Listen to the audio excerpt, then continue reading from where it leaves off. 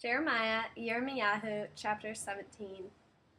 Yehuda's sin is written with an iron pen, with a diamond point it is engraved, on the tablet of their hearts, and on the horns of your altars, as they remember their children, so they remember their altars, and their sacred poles by the green trees, on the high hills. My mountain in the field, your wealth and all your treasures will be plundered, because of the sin of your high places. Throughout your territory you will relinquish your hold on your heritage which I gave you. I will make you serve your enemies in a land you do not know, for you have kindled my fiery anger, and it will burn forever. Here's what Adonai says: a curse on the person who trusts in humans, who relies on merely human strength, whose heart turns away from Adonai. He will be like a tamarack in the Arava. When relief comes, it is ineffective, for it lives in the sun-baked desert, in salty, uninhabited land. Blessed is a man who trusts in Adonai.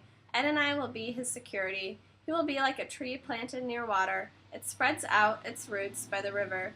It does not notice when heat comes, and its foliage is luxuriant. It is not anxious in a year of drought, but keeps on yielding fruit. The heart is more deceitful than anything else, and mortally sick. Who can fathom it? I, Adonai, search the heart. I test inner motivations, in order to give to everyone what his actions and conduct deserve.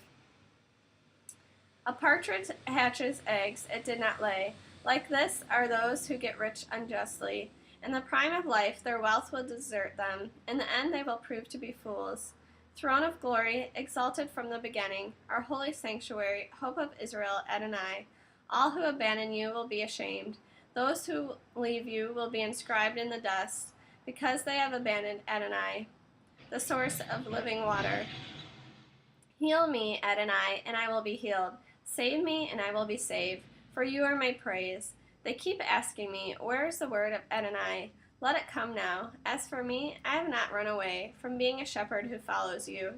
You know I didn't want this fatal day. What came from my lips has been clear to you, so do not be my ruin, you, my refuge on the day of disaster. Let my persecutors be ashamed, not me. Let them be terrified, not me. Bring on them the day of disaster. Destroy them with double destruction. Then Adonai said this to me: go and stand at the people's gate, where the kings of Yehuda go in and out, and all the gates of Yerushalayim, and say to them, kings of Yehuda, all Yehuda, and all living in Yerushalayim, who enter through these gates, hear the word of Adonai. Here's what Adonai says: if you value your lives, don't carry anything on Shabbat, or bring it in through the gates of Yerushalayim. Don't carry anything out of your houses on Shabbat, and don't do any work. Instead, make Shabbat a holy day. I ordered your ancestors to do this, but they neither listened nor paid attention. Rather, they stiffened their necks so that they wouldn't have to hear or receive instruction.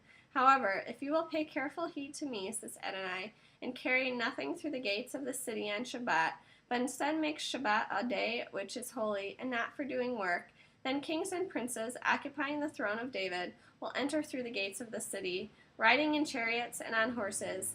They, their princes, the people of Yehuda, and the inhabitants of Yerushalayim will enter, and this city will be inhabited forever.